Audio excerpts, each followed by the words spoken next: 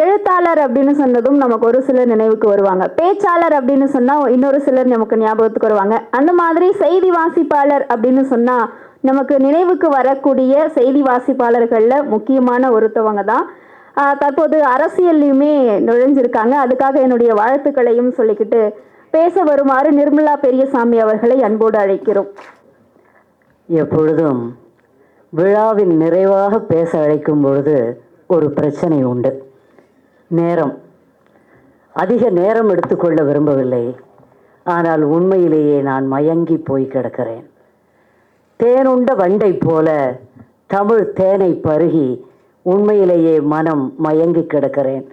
இந்த சனிக்கிழமை மாலை வேளையில் வெளியே இருக்கக்கூடிய போக்குவரத்து நெருக்கடிகளை பற்றி நினைத்தோ அல்லது நினைவில் இல்லாமலோ இந்த தமிழ் பாக்களை, தமிழ் பேச்சை கேட்பதற்கு இங்கே அமர்ந்திருக்கிறீர்களே, உங்கள் அத்துணை பேருக்கும் வணக்கம். எவ்வளவோ வேலைகளுக்கு மத்தியில் இங்கே வந்து நம் அன்பு சகோதரி, இளைய சகோதரி ஜெயஸ்ரீயின் இந்த சின்ன பிள்ளை முயற்சிக்கு, அப்படித்தான் சொல்லணும், அழகு முயற்சி, ஒரு ஸ்டெப்பாக படியாக அது இரண்டாம் படி எடுத்து வைத்திருக்கும் நம் அன்பு சகோதரி ஜெயஸ்ரீயை வாழ்த்த, அவளது பாக்களை பற்றி பேச இங்கே வந்திருக்கும் சிறப்பு விருந்தினர்கள் அனைவருக்கும் வணக்கம். பெருமை. 11,000 ஆண்டுகளுக்கு முந்தைய குடியாவே நம் குடி, தமிழ் குடி. அதற்கு அப்படி என்றால் நம் மொழியும் அவ்வளவு பழமையானதே. இதை சொன்னவன் அமெரிக்காக்காரன். அப்படி சொன்னா தானே நம்ம அதை பெருமையா நினைப்போம். அப்படி 11,000 ஆண்டுகளுக்கு முந்தைய என் தமிழ் மொழியை, அடேங்கப்பா, இதற்கென்ன மெல்ல தமிழினி சாகும் என்பார்களே, நான் சொல்வது நிச்சயமாக தமிழுக்கு அழிவே இல்லை. இப்படி ஜெயஸ்ரீயை போல புது புது கவிஞர்களும் எழுத்தாளர்களும் திரை பிரபலங்களும் தமிழில் செய்யக்கூடியவர்கள் வருவார்கள். என்ன ஒன்றே ஒன்று, யாருக்கும் இங்கே முழுவதுமாக தமிழ் பேச தெரிவதில்லை. தமிழா, நீ பேசுவது தமிழா என்று கேட்கும் நிலையில் எல்லோருமே ஆங்கில கலப்பில்லாமல், பிற மொழி கலப்பில்லாமல் பேசுவது என்பது இயலாத காரியமாக தமிழ் சமூகத்துக்கு ஆகிவிட்டது. அதிலும் இந்த சமூக ஊடகங்களின் வளர்ச்சி, ஒருபுறம் படிப்பு இல்லைன்னு சொல்ல முடியாது, புத்தகங்கள் மட்டுமல், புத்தக வாசிப்பு குறைந்திருக்கலாம், ஆனால் சமூக ஊடகத்தில் நிறைய வாசிப்பு நடந்து கொண்டே இருக்கிறது, நிறைய பேர். ஆனால் எல்லாவற்றிலும் ஒற்று என்றால் என்ன, சந்தி என்றால் என்ன என்று இன்னைக்கு யாருக்குமே தெரியறதில்லை.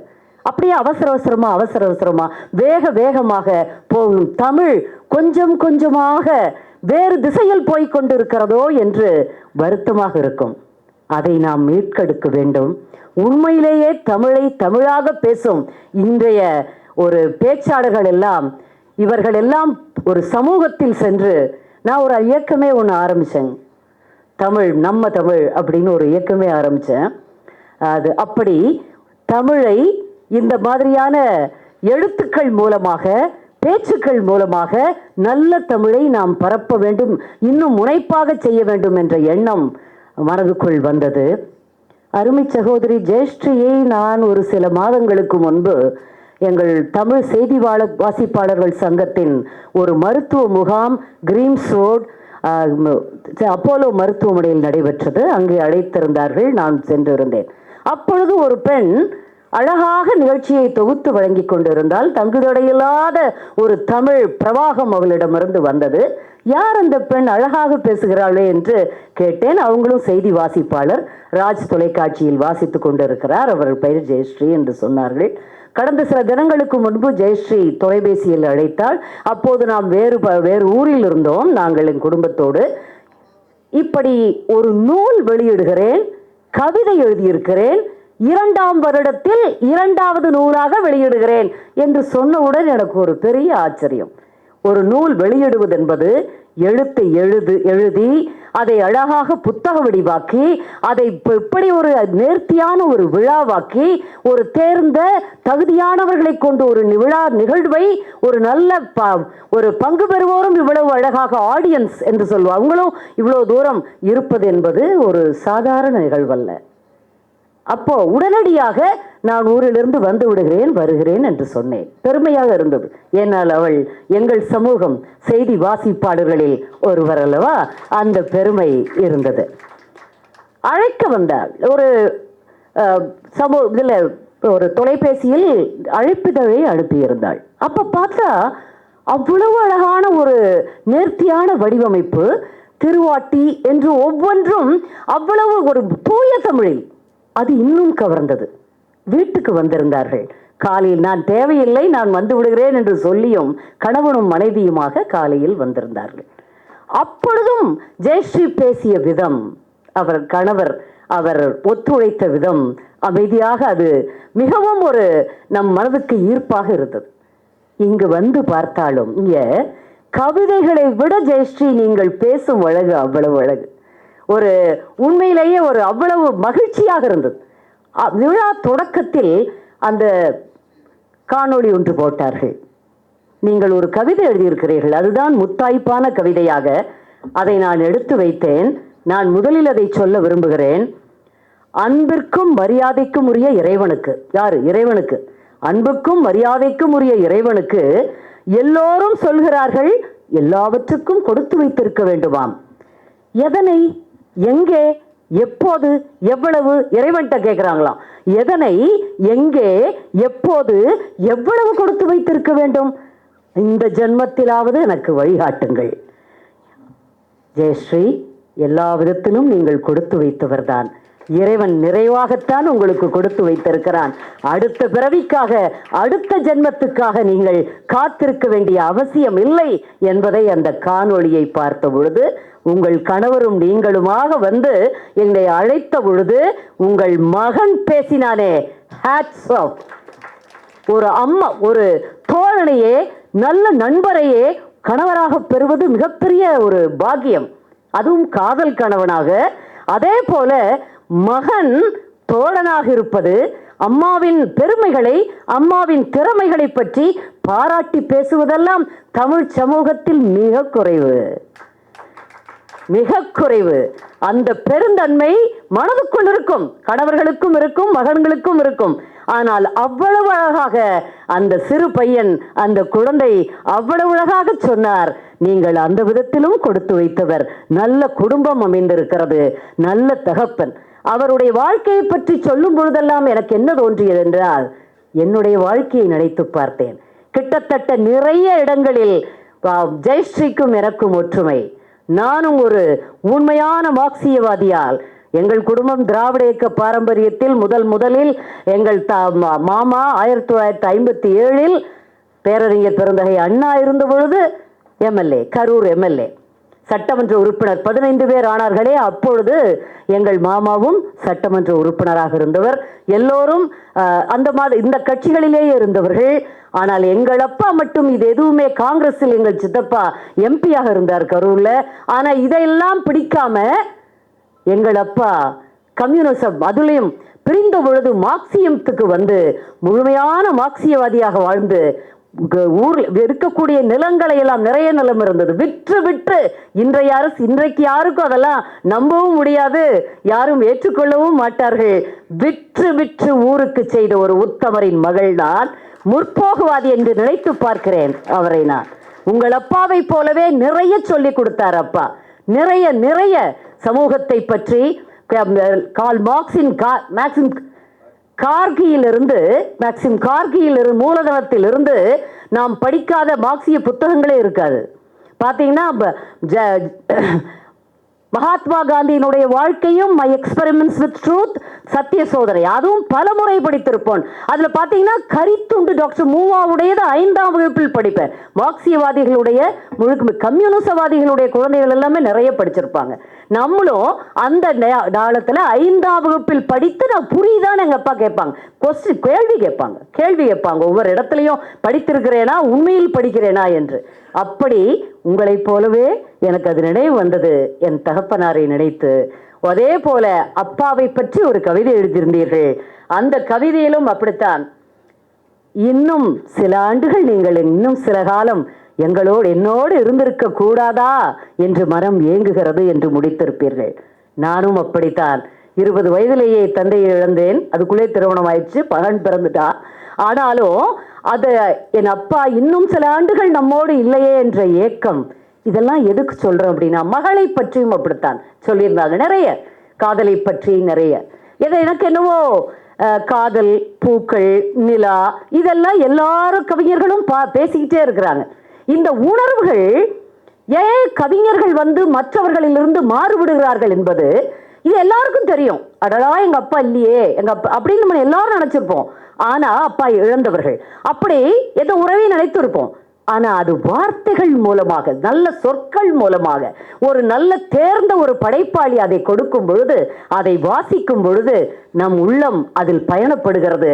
அது நம் உள்ளத்தை ஒரு தெளிவாக்கணும். அது அந்த உணர்வை வாங்கி கொள்ளணும். உள்ள அப்படியே உள்ள போய் அது நமக்குள்ள ஒரு ரசாயன மாற்றத்தை ஏற்படுத்தும். அப்படிப்பட்ட எழுத்தாளர்கள், அதுதான், அப்படிப்பட்ட புத்தகங்கள் விற்கணும். அப்படிப்பட்ட எழுத்தாளர்களும் கவிஞர்களும் தேவை. எனக்கெல்லாம் கூட உரைநடை எழுத வரும். ஆனால் நமக்கு உரை அது சோம்பேறித்தனம். நம்மளுக்கு எழுதுறதுன்னு சாமானியம் இல்லை. இன்னொரு கொடுத்து வைத்தவள் எப்படி ஆகிறீர் தெரியுமா? திரு ராஜா முகமது அவர்கள். அவர் இப்படி ஒரு நண்பர் பதிப்பாளராக உங்களுக்கு கிடைத்ததும் ஒரு உண்மையிலேயே பாக்கியம்தான். திரு முருகன் சுந்தரம் அவர்கள், அவரை போன்ற ஒரு எடுத்து ஓடோடி செய்யக்கூடிய ஒரு நல்ல நண்பர் கிடைத்ததும் உங்களுக்கு பாக்கியம்தான். இவ்வளவு பேரும் அழைத்தவுடன் பேர் பாருங்க, இந்த இதுல லாந்தர் எவ்வளவு அழகா. அது அவங்க கிட்ட எனக்கு உடனே பேசணும் போல தோணிடுச்சு. ஒரு பச்சக்குன்னு ஒட்டிக்குன்னு சொல்லுவாங்களே அப்படி. அதே போலவே கல்யாணந்தி, என்ன அழகு, அந்த பேருக்கு என்ன காரணம் என்று கேட்டுக்கொண்டிருந்தேன் அவர்களை. அழகு முகங்கள், அழகு பெண்கள், அடடா. இன்னொன்றுதான், ஒன்று மட்டும் எனக்கு ஏற்புடையதாக இல்லை. எல்லாருக்கும் இளைஞர்கள் இருக்கீங்க, வயதானவர்கள் இருக்கிறீங்கன்னு சொன்னீங்க. இங்கே யாரும் வயதானவங்களே கிடையாது. 50 வயது இளைஞர், 60 வயது இளைஞர் தான் இருக்கிறாங்களே தவிர இங்கே யாருமே 20 வயது தான் இளமை என்று இல்லை. நம் மனங்களின் எண்ணத்தை பொறுத்து இருக்கிறது நாம் யார் என்பது, இல்லையா? ஆக அப்படி பார்த்தால் இந்த நேரத்தில், இந்த இரவு நேரத்தில், இவ்வளவு ஒரு நெருக்கடியான ஒரு காலகட்டத்தில், இந்த குளிரில் நீங்கள் அத்துணை பேரும் அமர்ந்து எல்லாம் புண்ண கேட்டுட்டு இருக்கீங்களே, அதற்கு மிக்க நன்றி. ஜெயஸ்ரீ, உங்கள் உங்களுக்கு நிறைய கனவுகள் இருப்பதாக தெரிகிறது. உங்கள் தோழர் முருகன் சுந்தரம் அவர்கள் சொன்னதை வைத்து பார்க்கும் பொழுது இன்னும் நிறைய அடுத்தடுத்த பயணங்கள் திரைத்துறையில் வரணும். ஒன்று மட்டும் சகோதரர் கரு பழனியப்பன் அவர்கள் சொல்லும் பொழுது சொன்னார், புத்தகங்கள் நிறைய விற்பனையாகின்றன, 1,00,000 பிரதிகள் விற்பனையாயிருக்கிறது விகடன் பதிப்பகத்தில். ஒரு புத்தகத்தை சொன்னார், அது உலக சினிமா. சினிமாவை பற்றி ஏதோ ஒரு விதத்தில் எழுதினால் மட்டுமே இங்கே விற்பனையாகும். ஏதோ ஒரு உதவாக்கரை நடிகரை பற்றியோ நடிகை பற்றியோ வந்தால் அதை மட்டுமே நீங்கள் எடுத்துக்கொள்வீர்கள் என்று தமிழ் சமூகம் வேறு திசையை நோக்கி போய் கொண்டிருக்கிறது. நிறைய தமிழ் இயக்குநர்கள் இருக்கும் இடத்தில் நான் சொல்வதற்கு அச்சப்படவில்லை. உண்மையிலேயே தமிழ் சமூகம் இந்த விதத்தில் திருந்த வேண்டிய கட்டாயத்தில் இருக்கிறது. திரையும் இருக்கட்டும், அந்த காலத்தில் இருக்கவில்லையா? நமக்கு ஒரு பொழுதுபோக்கு வேண்டும். பொழுதுபோக்கு மூலமாக மனதுக்குள் ஏராளமான நமக்கு நல்வழிப்படுத்திய பெரியவர்கள் எல்லாம் இருந்தார்கள். தவறில்லை. இசை, இன்பம், அதுவும் தவறில்லை, எதுவும் தவறில்லை. ஆனால் அது மட்டுமே தான் வாழ்க்கை என்ற நிலை தமிழகத்தில் இன்று ஒரு புறையோடி போய்விட்டது. தமிழ் சமூகம், குறிப்பாக அந்த இளைஞர்கள், ஜென்சி கிட்ஸ் சொல்றாங்களே, அந்த இளைஞர்கள் இதை நிச்சயமாக நீங்கள் மனதில் கொள்ள வேண்டும். இங்கே போற்றப்பட வேண்டியவர்கள், இங்கே இருப்பவர்கள் எல்லாம் படைப்பாளிகள். இதோ அங்கே எழுதி இந்த புத்தகத்தை வெளியிட்டிருக்கக்கூடிய நமது சகோதரி ஜெயஸ்ரீ அவரும் போற்றப்பட வேண்டியவர் கூட. உறுதுணையாக எல்லாம் அடின்னு சொன்னதுல எல்லாரும் உங்களை அடிச்சிட்டாங்க. இல்லை, அது ஒரு அன்பு பிணைப்பு, காதல் கணவர், அவ்வளவு தூரம் அவரையும் போற்றணும். இப்படி கணவர்கள் அமைந்தால் பெண்களுக்கு என்னதான் சொல்லுவாங்க, உங்களுக்கு ஹஸ்பண்ட் ரொம்ப சாஃப்ட், ரொம்ப நல்ல டைப். ஆக்சுவலா அவங்க எனக்கு உண்மையிலேயே அவர் எனக்கு ஆதரவு அளித்தார்கள் என்பதை விட என்னை தொந்தரவு செய்யவில்லை. என்ன கடவுள, அதாவது நிர்மலாவுக்கு திறமை இருக்கிறது, அவங்க அப்பா பார்த்து பார்த்து வளர்த்து இருக்கிறார்.